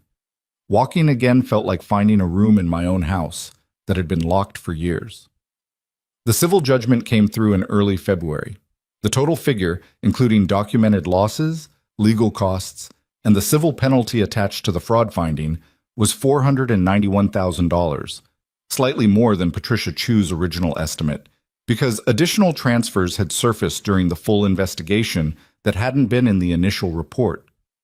Ryan's restitution agreement was attached to his deferred sentencing arrangement, structured as a payment schedule that would run for years. It was not a check for the full amount. It was not a clean, immediate restoration. It was a long, methodical unwinding of damage that would require Ryan to live carefully and honestly for a very long time to fulfill. I had made peace with that. Mostly. There were still moments when the number on a page hit me differently than I expected. Not with fresh anger, but with a kind of tired sorrow for everything that number represented. Not just money. Time. 3 years of cooking and cleaning and driving and diminishing myself, all of it running parallel to a deception I hadn't let myself see clearly enough. The money was the documented part. The rest didn't have a line item. Harold called me the morning the judgment was formalized. He read me the numbers in his careful, precise way, and when he finished, there was a brief silence. "How do you feel?" he asked. Harold didn't usually ask that. He was a facts and figures man by professional formation. The question told me something about how much this case had mattered to him personally. "Like it's real now," I said. "Like the chapter has an actual ending instead of just stopping." "That's a reasonable way to put it," he said. "For what it's worth, Evelyn, in 40 years of practice, I have rarely seen someone handle a situation like this with as much clarity. Douglas would have been proud." I had to sit with that for a moment before I could answer. "He would have been furious," I said finally, "and then proud. In that order." Harold made a sound that was as close to a laugh as Harold Kessler ever got. "Yes," he said. "Probably exactly that." Cute. The thing nobody tells you about the aftermath of betrayal. Real betrayal. The kind that runs deep and long and involves people you shared a table with for years, is that it doesn't end when the legal documents are signed. The legal resolution is the skeleton. The actual living of it, the rebuilding of something where the wreckage was, takes much longer and involves a kind of daily, unglamorous effort that doesn't look like anything from the outside. Ryan and I talked on the phone every few days. Not long calls, 20 minutes, sometimes less. He would tell me about the girls, about the apartment, about the community service hours he was working through at a local food bank, which he had chosen himself without anyone suggesting it, and which I thought said something real about the person he was trying to become. I would tell him about the walking, about Victor, about the things I was slowly rebuilding with the financial independence that the judgment, combined with what remained of my original accounts, was restoring to me. The calls were not comfortable, exactly. Comfortable was not the right word for conversations between a mother and a son who were both carrying the weight of what had happened and trying to find a way to stand in the same room with it. But they were honest, genuinely, plainly honest, in a way our conversations hadn't been in years, maybe longer than I wanted to admit. Somewhere in the process of everything being dragged into the light, Ryan had lost the ability to perform, and I had lost the patience for receiving performance. And what was left was just two people talking. It was harder than performance. It was also worth more. Claire's sleep improved by March. The therapist? Doctor. Anne-Marie Walsh, who was direct with children in a way that earned their trust quickly, had been working with both girls since December, and the change in Claire was visible enough that Ryan mentioned it in 3 separate phone calls with something in his voice that I recognized as relief so large it had become its own emotion. Claire had started drawing again, which she had stopped for a while in the worst of it. She brought me a drawing in March, a picture of the two of us sitting at a kitchen table, crayon rendered and slightly disproportionate, with the caption, "Me and Grandma making pancakes," written in her careful second-grade print. We hadn't made pancakes yet, at that point. She was drawing something she wanted, not something that had happened. I looked at that drawing and thought about Sophie's framed pictures on her bedroom wall, and about the way children carry hope in them so naturally, like it's just part of the equipment, and about how adults spend so much energy learning to replicate what children do by instinct. The following Saturday, I made pancakes with Claire at Ryan's kitchen table. They were slightly uneven because Claire added the blueberries herself in enthusiastic and non-uniform distribution. And the first batch stuck because Ryan's pan needed more butter than I'd used, and Claire ate 4 of them standing at the counter before we'd even properly sat down. It was a Saturday morning in March, in a small apartment kitchen that smelled like burnt butter and blueberries, and it was not perfect. And it was one of the best mornings I'd had in years. Tug. Victor asked me to dinner in April. Not the kind of dinner we'd been having for months. The comfortable, practical dinners in his kitchen, Greta's cooking, documents and conversations, and the ordinary rhythms of 2 people sharing a living space. He asked me to dinner the way a person asks when they mean something by it. He made a reservation at a restaurant I had mentioned once, weeks earlier, in passing, a small Italian place I'd read about that I'd thought might be nice someday. And he told me about the reservation the morning of, not as a question but as an invitation, in the particular way Victor did things, not demanding, but clear. I looked at him across the breakfast table with the morning light coming in from the windows, and I thought about Douglas. Not painfully, just honestly. I thought about what Douglas had asked of him and what Victor had done with that ask, and the particular kind of character it takes to spend years honoring a promise made to a dead friend without turning it into something self-serving or dramatic. "Victor," I said. "Evelyn." "What are we doing?" He considered the question seriously, the way he considered most things. "I think," he said, "we're 2 people who have known each other for a long time and have recently spent 6 months being honest with each other under difficult circumstances, and I would like to have dinner with you at a restaurant that isn't my kitchen." That's a careful answer. "I'm a careful man." "You're not actually," I said. "You're a decisive man who has learned to present himself carefully. There's a difference." He looked at me with an expression I had come to recognize over these months, slightly surprised and more pleased than he intended to show. Douglas used to say Victor Langston was the only man he'd ever met who was genuinely startled each time someone understood him accurately, as if he'd stopped expecting it. "Will you come to dinner?" he said. "Yes," I said. "I'll come to dinner." I want to be honest about what Victor was and wasn't at this point in the story, because I owe you the truth of it without the polish. He was not a rescue. He was not the romantic resolution that makes everything that came before it retroactively worth it in a neat dramatic arc. He was a man I had known for 30 years who had shown up when I needed help and had not made me feel diminished by needing it. He had loved Douglas, and he was kind to me, and he made me laugh in a dry, understated way that reminded me of things I hadn't let myself miss. Whatever was growing between us was slow and uncertain and complicated by history and age and the shadows of people we had both loved and lost. It was not simple, but simple had never, in my experience, been the same as good.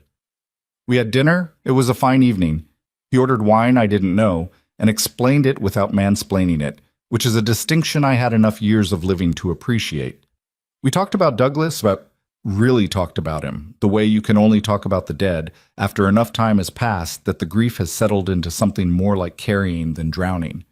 Victor told me a story about Douglas I had never heard, from a business trip in 1987, and I laughed until my eyes watered, and it was the best kind of surprise, being given back a piece of someone you thought you'd already received entirely.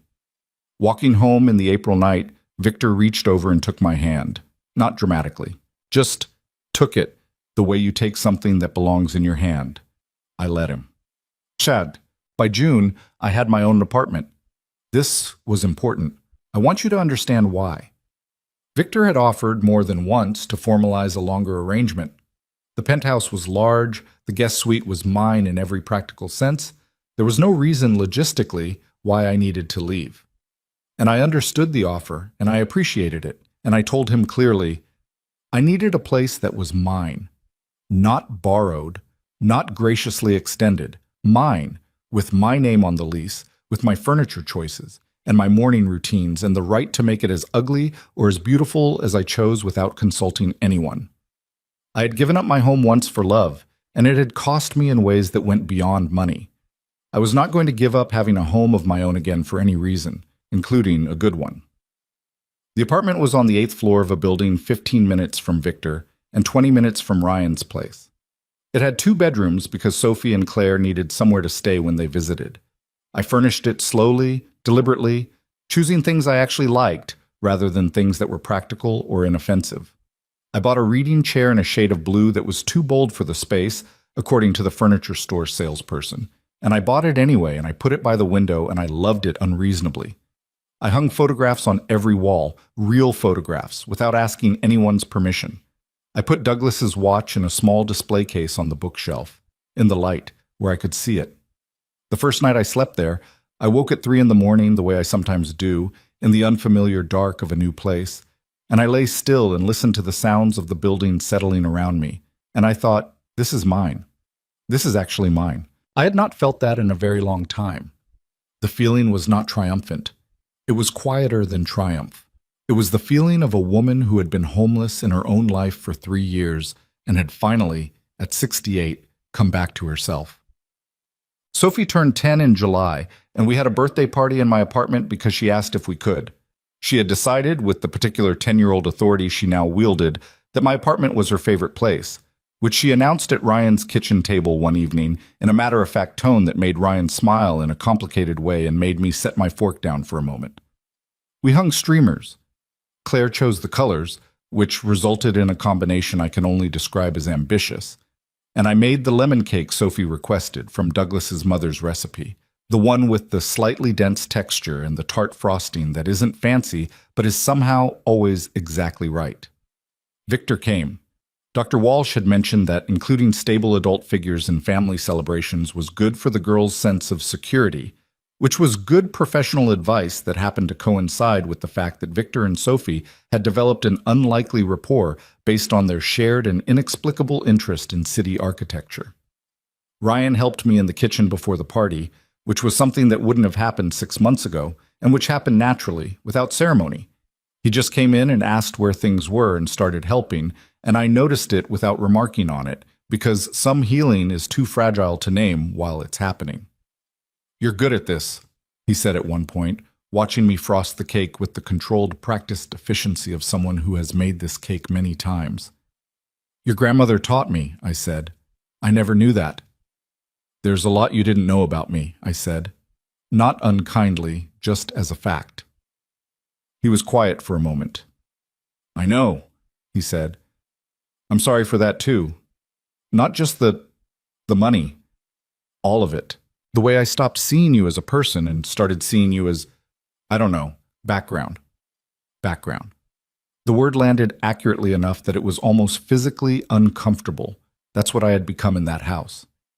Background. The constant, taken for granted presence that made everyone else's lives run smoothly, that everyone would notice only in its absence. Ryan, I said, I'm not background anymore. No, he said, you're really not. Sophie blew out her candles in my apartment with a window overlooking the city that I had paid for with my own money, and she made a wish she wouldn't tell anyone. And Claire ate 2 pieces of cake and fell asleep on my reading chair, the bold blue one, before 7 o'clock. And I sat in the middle of all of it and let myself feel it, without flinching away. There is something I want to say to you directly, not as Evelyn Hartwell finishing her story, but as someone who has lived this and come out the other side carrying everything it cost and everything it gave. I spent 3 years making myself invisible because I thought that was what love required. I confused love with self-erasure. I thought that if I cooked the meals and drove the children and asked for nothing and occupied the smallest possible amount of space, I would be safe, that the family would hold, that the people I loved would love me back in the same measure I was giving. That's not love. That's a transaction that only works when both sides are honest. And when one side is using your love as a tool against you, all that self-erasure doesn't protect you. It just makes you easier to take from. I should have looked at the money sooner. I know that. I have had to sit with the uncomfortable knowledge that part of why I didn't look was because I was afraid of what I would find. Fear dressed up as trust is still fear, and financial avoidance dressed up as family harmony is still avoidance. I don't tell you this to punish myself. I've done enough of that. I tell you this because I think many of you know the feeling.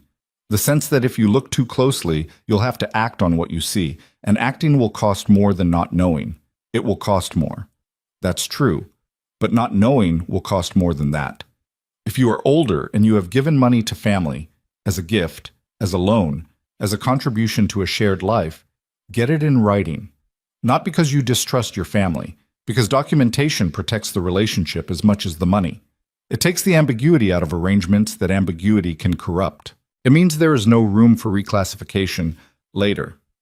No room for someone to slowly rewrite the story of what happened until your generosity becomes invisible and their debt becomes a gift they never received. If someone in your family is managing your money and you do not fully understand what they are doing with it, ask. Demand clarity. You are not being paranoid. You are not being ungrateful. You are exercising the basic right to know what is happening with what is yours. Age does not mean surrender of that right. Grief does not mean surrender of that right. Love does not mean surrender of that right. And if someone tells you that you are overreacting for asking, that you are being dramatic, that you should trust them, that the family piece requires you to stop asking questions, listen to the alarm that should be ringing in that moment. Not because everyone who says that is stealing from you, but because the people who are stealing from you will always say exactly that. I am not telling you that families are enemies. Ryan is my son. I sat in his kitchen in March, and I helped him make pancakes with his daughters, and I watched him try, imperfectly and with real effort, to become someone those girls could be proud of. That is still possible. Accountability and love are not opposites. They can coexist. They have to coexist if love is going to mean anything real. But love without limits isn't love. It's a resource being extracted. And you, whoever you are, whatever your age, whatever your family situation, you are not a resource. You are a person, with dignity that does not expire with the years, with rights that do not diminish because you are older, with a self that does not belong to anyone else's plans. The woman who left Crestwood Lane with a suitcase was not weak. I want to say that clearly because I have turned that morning over in my mind many times, looking for the places I should be ashamed. There is grief in that morning.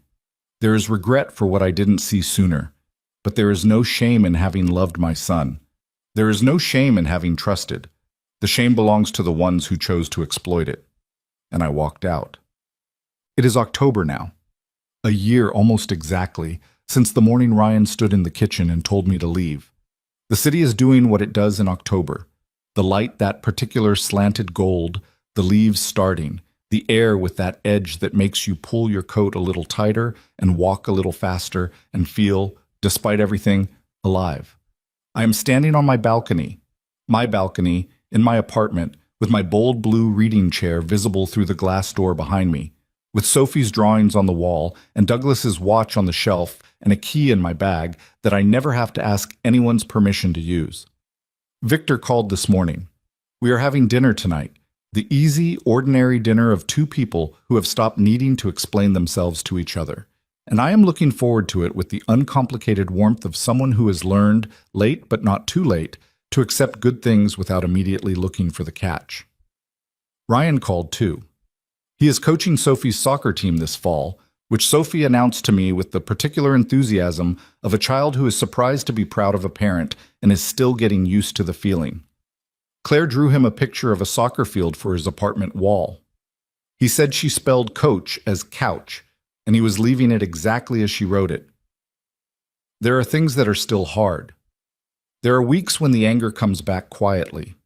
Not the burning kind, but the low, tired kind that catches you off guard. Mornings when I add up what was taken and feel the full weight of it and have to consciously decide not to live inside that weight. The money being repaid in installments is a regular reminder of what was done, and sometimes the reminder is harder than others. Ryan and I have good conversations, and we also have difficult ones. Ones where the old patterns try to reassert themselves, where he gets defensive and I get cold, and we both have to stop and remember that we are trying to do something different now. Healing is not a destination. I used to think it was, that there was a point you arrived at where things were fixed. What I have learned at 68 is that healing is a practice. You do it daily. You choose it when it's difficult. You allow yourself the bad days, and then you come back to it because the alternative is staying in the wreckage, and the wreckage is not a home. Sophie called me last week, from her own phone this time. Ryan restored my number the day after the November conference, and she asked me to help her with a school project about important women in history. We talked for an hour about things she had never learned in school, about women who had survived losses and betrayals and built something real from what remained. And at the end, she was quiet for a moment, and then she said, "Grandma, do you think you're brave?" I thought about the 68-year-old woman standing in a kitchen a year ago with her hands flat on a table, making a decision about who she was going to be on the other side of this. "I think I became brave," I said. "I don't think I always was." "That's better," Sophie said, with the certainty of someone who has just worked something out. "If you're already brave, you don't have to do anything. Becoming brave is the part that counts." 10 years old. Douglas would have adored her. I stand on my balcony in the October light, and I think about all the women who will watch this story and recognize something in it. The slow erosion of self that happens so quietly you don't notice until you're looking for yourself and can't find where you went. I think about the ones who are still inside that erosion right now, who are cooking the meals and driving the children and asking for nothing, who are telling themselves it's fine, it's family, it's temporary, it's love. It might be love. Love can coexist with harm. That is one of the most difficult truths I have ever had to hold, but love cannot ask you to disappear. Anyone who loves you and asks you to disappear, whether they use that word or not, is not loving you the way you deserve to be loved. You deserve to take up space. You deserve to understand where your money is and what it's doing. You deserve to ask questions and receive honest answers. You deserve a key that is yours, a door you open without asking permission, a morning that belongs to no one but you. You deserve to be seen, not as background, not as a resource, not as someone whose value is measured by how much she is willing to give and how little she asks in return. As a person, a whole, complicated, imperfect, worthy person who has every right at any age to stand up and say, "This is mine. I am not discardable, and I am not done."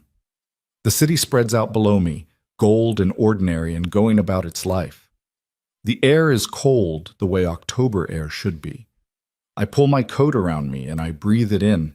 This particular morning, this particular light, this life I have rebuilt from what they thought they had broken. They did not break me, and I want you to remember that. Wherever you are watching this, whatever city, whatever life, whatever version of this story you are living or have lived or are afraid you might someday live, being knocked down is not the same as being finished. Losing something is not the same as losing yourself. And the people who try to discard you, who look at everything you are and decide you are no longer worth the space you occupy, those people do not get to write the end of your story. You do. I am Evelyn Hartwell. I am 68 years old. I was thrown away by people I loved, and I lost nearly $500,000 to a deception I should have seen sooner and didn't. And I spent 3 years being smaller than I was because I thought it was what love required. And I am standing in the October light on my own balcony, in my own life, and I have never felt more like myself. That is not nothing. That is everything.